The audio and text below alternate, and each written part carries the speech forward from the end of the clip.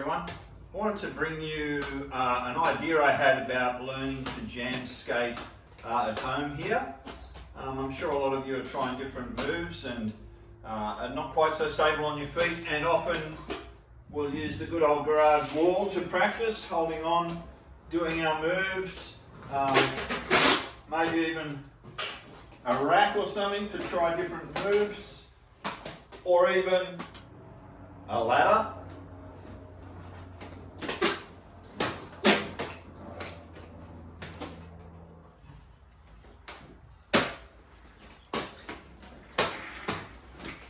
A chair, which you might not want to use one with wheels again, maybe you will. But what do you do when it's time to move away from the wall? It can get a bit scary when you haven't got that support there, and you've got to start moving out onto the open floor and doing moves away from the wall and trying different things without any support, without any balance. I found this was one of the hardest things to do while I'm trying to learn jam skating and dance skating, getting that confidence on my feet when I moved away from the wall. So I'm going to show you what I did. So this all came about when I started to try and learn toe manuals. Toe manuals are pretty hard, pretty scary, especially when you try and start moving around just on your toes. It's as I said, it's pretty scary. It's a pretty hard move if you ask me, but essential for a lot of dance moves, especially the more advanced dance moves. I found that skating next to the wall and so forth, I could hang on and do my toe manuals okay. But what happened when I wanted to start moving out onto the main floor or to a bigger area? I had no support, and that's when it got really scary. So I was in my shed here one day, my garage here one day, looking over at some of my ski equipment, and this is what I came up with. An old pair of ski poles.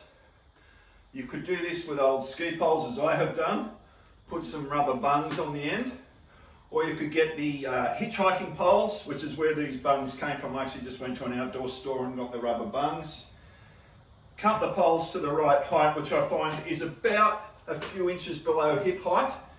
If you have them too high, they get in the way.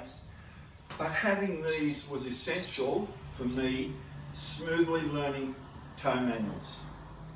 Because what they do is when you lose your balance, you can instantly put these down on the floor to save you. They might not save you from a huge stack, but they just give you that confidence to try different things, get around, they're not in the way.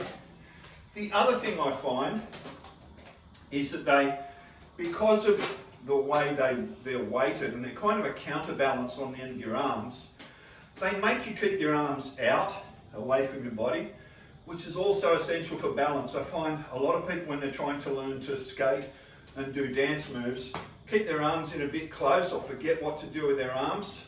With these poles, you kind of remember you've got to have your arms out there. Once you get fancy with your dance moves, you probably want to try and put them down.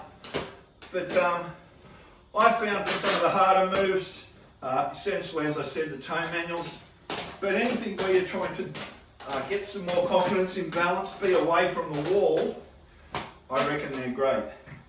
They're also easy to transition from, because what you can do is you can have them down and do your moves. So here I'm doing your toe manual balancing on them, and then just essentially start taking them away a little bit at a time. They're always there. It's almost like the wall, but you're away from the wall.